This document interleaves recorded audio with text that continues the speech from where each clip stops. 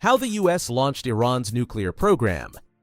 It was my great honor to destroy all nuclear facilities and capability. Iran will never rebuild their nuclear facilities. President Donald Trump, 2025. Whether Iran's nuclear program is dead remains to be seen. What is certain is that it didn't start yesterday. In fact, it predates the current Islamic regime.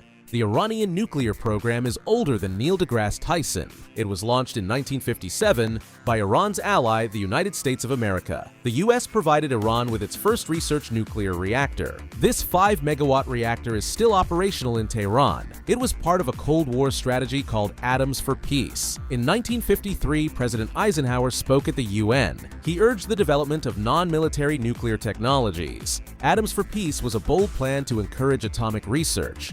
It was supposed to deter nations from developing nuclear weapons. They could generate electricity with nuclear power plants. They could produce radioisotopes for medical purposes.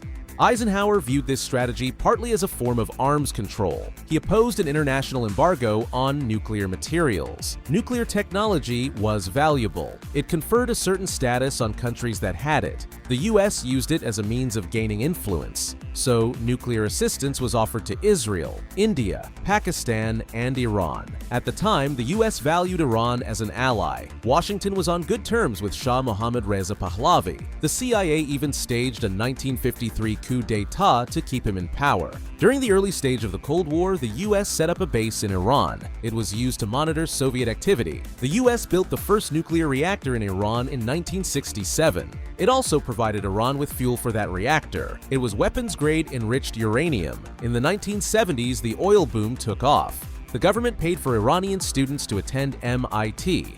They would return home to run the nuclear research program. The U.S.-Iranian cooperation lasted until 1979. Then the Islamic Revolution ousted the Shah. The U.S.-trained scientists turned to weapons research. Iran bought nuclear plants from West Germany and France. A lot of the equipment provided by the U.S. could be used to produce plutonium. It was also suitable for producing highly enriched uranium. These are the two critical materials for making nuclear bombs. Thus, it was America who enabled Tehran to build nukes. Is that story over yet?